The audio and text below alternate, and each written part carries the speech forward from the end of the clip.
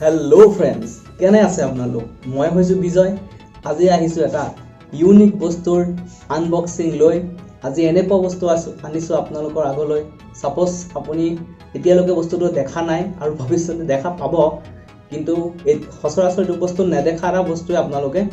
তো সেই বস্তুটো হৈছে মই যোনটো থাম্বনেলত দিছিলোঁ সেইটো বস্তুৱে হয় অন্ধ মানুহৰ বাবে জীৱনত এটা বৰদান আৰু এনেকুৱা এটা লাঠি মেজিক ষ্টিক বুলিও আমি ক'ব পাৰোঁ। তো সেইটো কি বস্তু?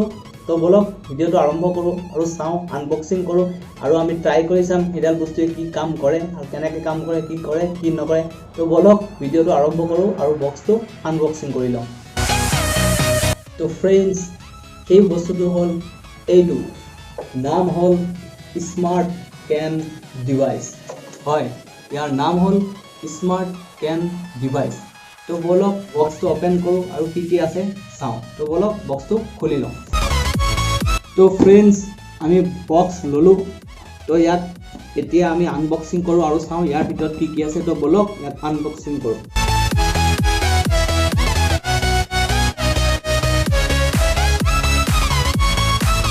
একদম ফাৰ্ষ্টত ইয়াত এখন দিয়া আছে গাইড বুক, এইখন দেখিছে, আৰু ইয়াত লিখা আছে স্মাৰ্ট কেন ডিভাইচ গাইড বুক, আৰু পাছফালে ইয়াৰ ষ্টিকডালৰ পিক এখন মেনশ্যন কৰা আছে আৰু হিন্দীত লিখা হৈ আছে স্মাৰ্ট কেন যন্ত্ৰ।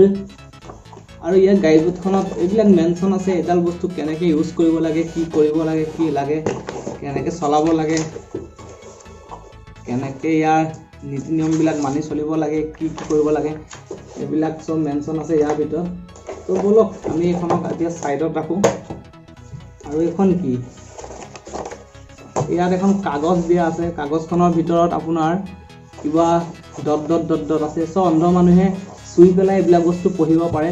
তো এইবিলাক গাইড বুকৰ কথা ইয়াত মেনশ্যন কৰি থোৱা আছে। তো তেওঁলোকে চুই বস্তুবিলাক পঢ়িব পাৰে। তো আমিতো বৰ্তমান নোৱাৰোঁ, তেওঁলোকে এইবিলাক বস্তু পাৰে। তো বলক এইটো আমি ৰাখোঁ ছাইডত। তো ইয়াত দিয়া আছে এখন ডিছ, সম্ভৱ এই ডিছখনৰ ভিতৰতে সকলোবিলাক বস্তু মেনশ্যন কৰা আছে ভালকৈ। তো এইখন ডিছ, আমি ডিছখন ৰাখিলোঁ ছাইডত। তো ইয়াত দিয়া আছে এডাল চাৰ্জাৰ, ডাটা কেবল আৰু এডাল এডাপ্টাৰ, তো এডাল চাৰ্জ কৰাৰ কাৰণে।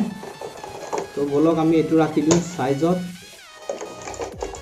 আৰু ফাৰ্ষ্ট লাষ্টত তো আমাৰ হাতত আহিলে ষ্টিকডাল। এইডাল হৈছে ষ্টিক, এয়া চাওক, এইডাল ষ্টিক পুৰা টুকুৰা টুকুৰ ফল্ডিং ষ্টাইলত আছে বস্তুটো। তো বলক আমি লাবাৰটো খুলি লওঁ আৰু চাওঁ এডাল কেনেকুৱা হয়। তো আমি লাবাৰটো খুলিলোঁ। তো লাবাৰ খোলাৰ পিছত দেখিছে ইয়াত ঘাটবিলাক আছে, এইটো ঘাটৰ লগত সিটো ঘাট কানেক্ট হয়। তো আমি ঠিক আছে এইটো ঘাটত সিটো ঘাট আমি কানেক্ট কৰি দিলোঁ, এইটো ঘাটত এইটো ঘাট কানেক্ট কৰি দিলোঁ, এইটোত এইটো ঘাট আমি কানেক্ট কৰি দিলোঁ, এইটোত এইটো ঘাট আমি কানেক্ট কৰি দিলোঁ। তো এট লাষ্ট ষ্টিকডাল চাওক কিমান দীঘল হৈ গ'ল, কিমান দীঘল ষ্টিক। তো ফ্ৰেণ্ডছ, এই ষ্টিকডালত ফ্ৰণ্টৰ ফালে যিকেইটা দেখা পাইছে নেটৰ টাইপৰ আছে আৰু যোনকেইটা হোল টাইপৰ, এইকেইটা হোল নহয় একচুৱেলি, এইকেইটা হৈছে চেঞ্চাৰ। আৰু এই চেঞ্চাৰকেইটাতে এনেকুৱা এটা চেঞ্চিটিভ কানেকশ্যন আছে যোনটো তাৰ ফ্ৰণ্টত যেতিয়া 1 মিটাৰ বা হাফ মিটাৰ ৰেঞ্জত বা 2 মিটাৰ ৰেঞ্জত যেতিয়া কিবা এটা অবজেক্ট আহি যায়, তেতিয়া সি অট'মেটিক ইয়াৰ পৰা এটা ফ্ৰিকুৱেঞ্চি পঠায় আৰু ফ্ৰিকুৱেঞ্চিতে সেই বস্তুৰ লগত খুন্দা খাই অট'মেটিক আহি পেলাই আকৌ যেতিয়া ইয়াত সি ৰিচিভ কৰে ছিগনেলটো, তেতিয়া সি ভাইব্ৰেশ্যন আৰম্ভ কৰে। আৰু এই দুইফালে দুটা ছুইচ দিয়া আছে। চ' আমি ছুইচকেইটা অন কৰি লওঁ। এটা চাউণ্ড কৰি আছে ভাইব্ৰেশ্যন, সেইটো এতিয়া চাব পাৰে এটা ভাইব্ৰেশ্যন দিয়া আছে। মই আপোনাক শুনাব চেষ্টা কৰি আছোঁ। ভাইব্ৰেশ্যন চাউণ্ড এটা আছে, শুনক আপুনি। শুনা পাইছে? ঘুন ঘুন ঘুন ঘুন এটা চাউণ্ড দি আছে। তো যেতিয়া মই এইটো ফ্ৰী চাইডত লৈ যাওঁ, তেতিয়া ভাইব্ৰেশ্যন চাউণ্ডটো নাইকিয়া হৈ যায়। আৰু যেতিয়া মই ইয়াত কিবা অবজেক্ট এটা ওচৰত লৈ আহোঁ, এয়া চাওক, তেতিয়া ভাইব্ৰেশ্যনৰ বিপটো কণ্টিনিউছলি বাঢ়ি যায়। তো আমি চাওঁ বলক এডাল লৈ কেনেকৈ চলিব পাৰে এজন অন্ধ মানুহ। তো আমি বাহিৰত যাওঁ আৰু ট্ৰাই কৰি চাওঁ এডাল বস্তু দি এজন মানুহ সঁচাকৈ অসুবিধা নোহোৱাকৈ চলিব পাৰে নেকি। তো বলক আমি এতিয়া বাহিৰত যাওঁ। তো ফ্ৰেণ্ডছ, আমি ষ্টিক ল'লোঁ আৰু বাহিৰত আহিলোঁ। তো ব'লক এডাল টেষ্ট কৰি চাওঁ এডালে সঠিকভাৱে কাম কৰেনে আৰু অসুবিধা নোহোৱাকৈ আমি এডাল লৈ পেলাই যাব পাৰোঁ নে নোৱাৰোঁ। তাৰ কাৰণে মোক দৰকাৰ হ'ব এখন গামোচা যোনখন মই মাৰিম চকুত আৰু ল'ম ষ্টিক, তাৰপিছত ট্ৰাই কৰি চাম এডালে কেনেকৈ কাম কৰে। তো ব'লক গামোচাখন আগতে মাৰি লওঁ। তো ফ্ৰেণ্ডছ লাঠিও ৰেডি আৰু গামোচা মৰাও হৈ গ'ল। তো ব'লক যাওঁ।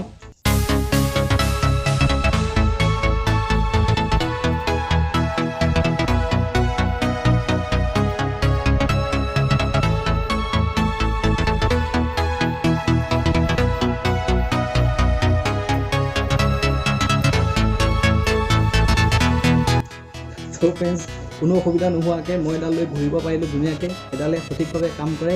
যেতিয়া কিবা এটা অবজেক্ট ইয়াৰ ফ্ৰণ্টত আহি যায় অট'মেটিক ভাইব্ৰেশ্যন হয়, তাৰ ফলত নিশ্চিন্তভাৱে এজন মানুহ চলা ফুৰা কৰিব পাৰে।